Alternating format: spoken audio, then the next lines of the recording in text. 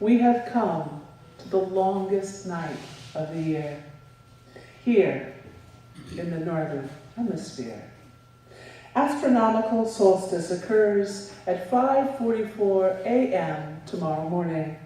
Tomorrow at 7:19, at the edge, a new dawn. It breaks and our hours will inch forward, if only by a minute. Subtler here in Florida.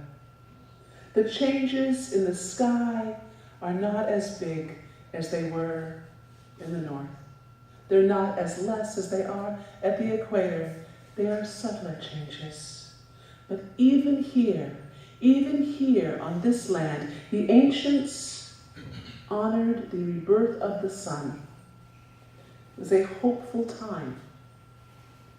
It was a sacred and holy time. And hope too is a subtle thing.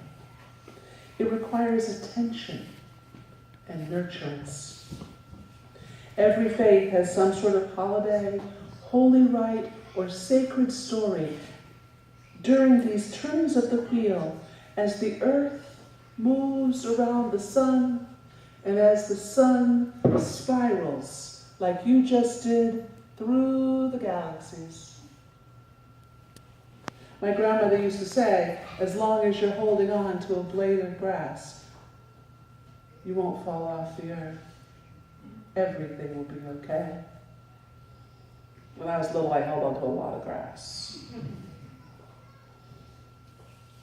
It's all movement, but the solstice, the word comes from sol for sun, sistere, from standing still. The moment the sun stands still, it feels like the whole world stands still in the quieting, in the dark. The dark has long been misconstrued as evil. It's not. It's our fear of the dark that has led to this belief.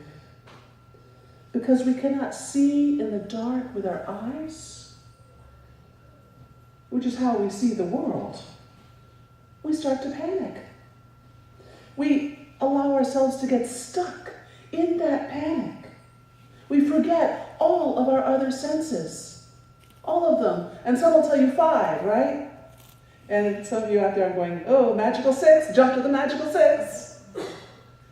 And yet, scientists now tell us we have over 30 different senses, not to mention the metaphysical ones, not to mention metacognition. For example, our sense of balance.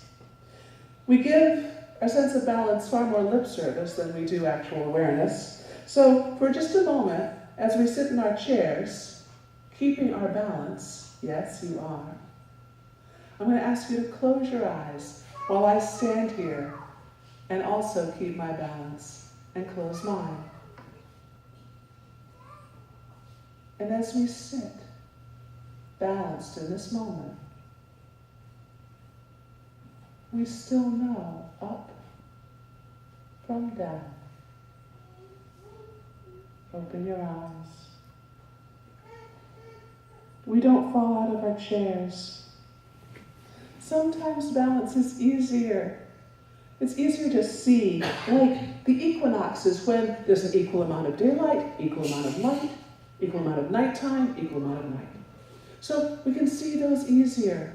Sometimes it's more distant, like tonight. Tonight is the longest night.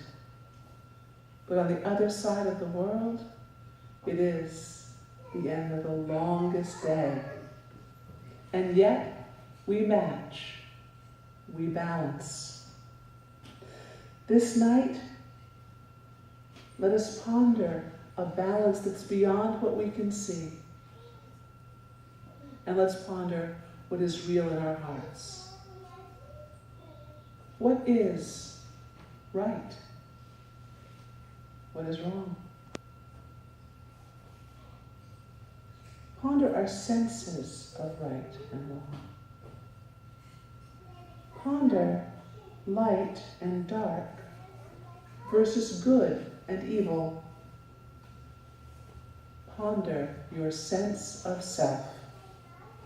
And there find balance. And in that balance, find another element of hope, trust. We are a planet orbiting a sun that is spiraling through space. And with each turn of the wheel of the year, we come back to where we were before, and yet we also arrive at some place new. Does the world seem bleak? It's been bleak before. And even in the bleak midwinter, even here where there is no snow and there are still roses blooming, we can feel bleak. And even here, we can remember the sun. We can remember the summer. And in the sadness, we remember joy. And in the joy, we remember some small sadness.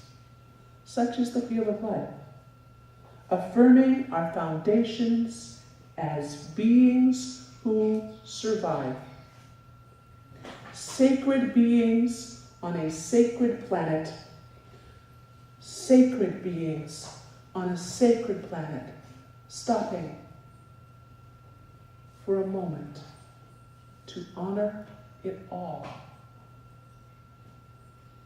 This solstice, take time to reflect on all your senses. Learn to trust them as we grow towards the light. We find balance in the world as it spins, even if we feel it is spinning out of control. The daylight returns. Let us, in the balance we find, balance our words and our deeds.